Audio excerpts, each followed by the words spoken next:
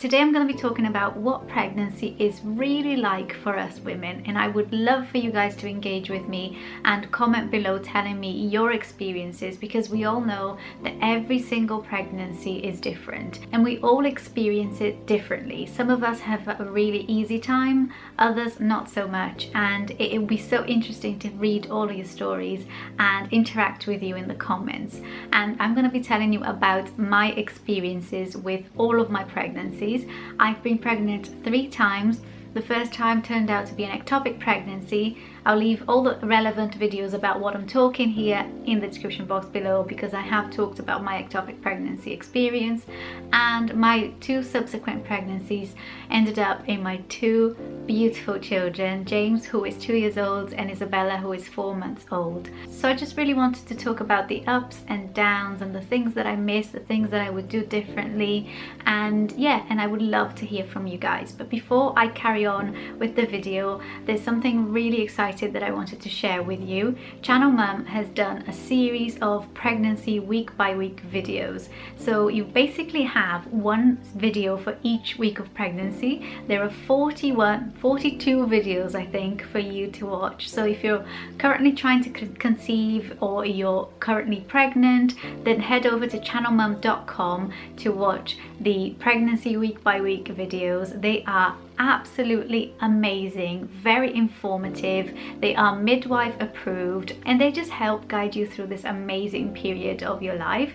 And Channel Mum is there every step of the way of your pregnancy to help and support you, because we all know that this great online mum village of ours is amazing and I rely on it so much. There's a link in the description box below for you to check them out, and honestly, Channel Mum has done such an amazing job. I couldn't be prouder of being a part of Channel Mum. So now let's get on with the actual video. So my first pregnancy, which was my ectopic pregnancy, it already started with a bit of bad news, which I think kind of dictated how I felt in every single pregnancy, which is very anxious and very on edge about everything. And that's a theme that runs through all my 3 pregnancies. And it started because my first pregnancy ended up in a miscarriage, or ended up with me having surgery to remove the pregnancy. It was very short-lived. Within 3 days it was all over and done and finished, and it was very clinical. There was sort of like no emotional attachment, because the moment that I found out I was pregnant, I was already at the doctor's because I wasn't feeling well. So I knew something wasn't right. So that pregnancy, I can't even tell you that there was any emotional attachment. Obviously, after that, I had my healing period, my grieving period, where I really struggled to come to terms with the fact that life, what could have been a life, had ended. But there was no experience in terms of pregnancy because it only lasted for about 7 weeks.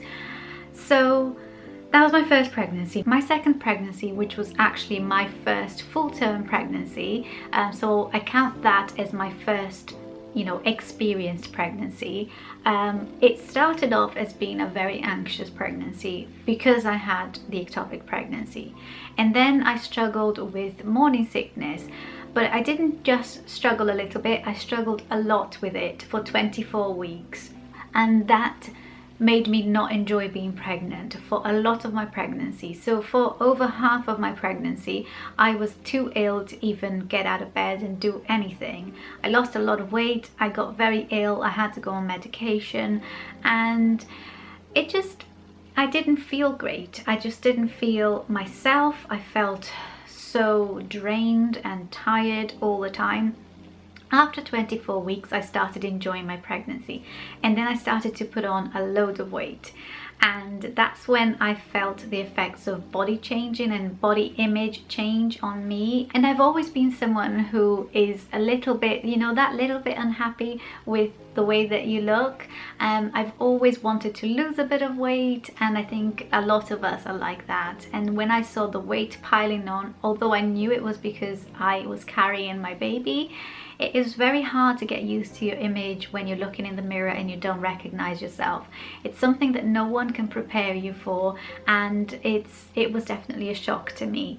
I did get used to it, and I did start to love having a baby bump, but it wasn't immediate and it wasn't straight away. I developed preeclampsia at the end of my first successful pregnancy, which then made me look very swollen, very puffed up, and it didn't help with my sort of self-image, self-esteem. It made me feel very self-conscious of the way I looked. So if I were to summarize my first pregnancy, I would say it was a very ill but healthy, anxious and self-conscious pregnancy. I googled every aspect of how I was feeling. I was on edge. Every twinge, every pain, every ache made me feel like I was going to lose that baby, and I just couldn't relax, even all the way towards the end. What I loved about that pregnancy was the fact that I was becoming a mum. I was becoming something that I've always dreamed of being, and I was embracing this whole life change that was going to happen for us. I loved feeling baby kicks. I loved going to scans and seeing the baby move on the screen. I loved buying for baby because I'm such a shopaholic, and designing the nursery and getting all the bits and bobs ready for baby and packing the hospital bags. And I loved thinking about choosing baby names. And what I didn't like about the pregnancy was all the stress and anxiety and the aches and pains, but most of all, I hated morning sickness. It really knocked down that pregnancy for me, because I lost the first and the second trimesters just being too ill, and then the third trimester you're just too heavy to enjoy it properly, really. So yeah, my third pregnancy, which was my second successful pregnancy, and that one wasn't too long ago because my baby girl is only 4 months old now. That was a lot less stressful, and in part because I was a second time mum and I didn't have so many of the worries that I had first time around, but also because my morning sickness only lasted about 14 weeks. And that really made a difference, because having a toddler and being pregnant is not easy. So if I were to be as ill as I were in my first pregnancy with a toddler, it would have been just rubbish. And once morning sickness went away, I really enjoyed my pregnancy.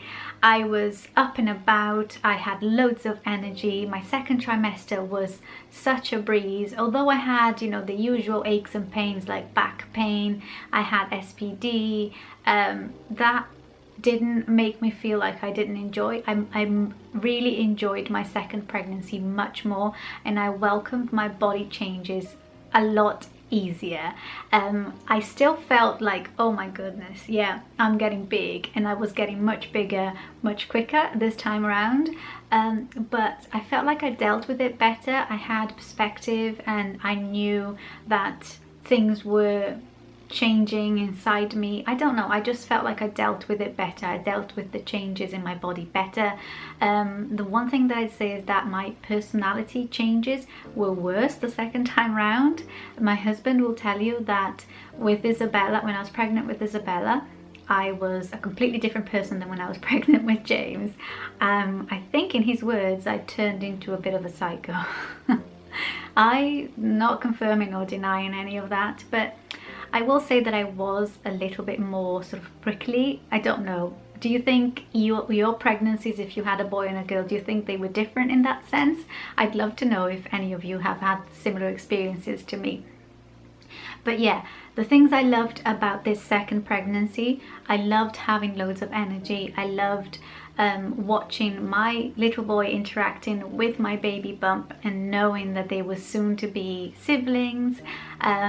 We didn't plan a nursery this time around because we're going to be moving quite soon actually, so I didn't see the point of planning a nursery in this house and then having to move and plan a nursery somewhere else.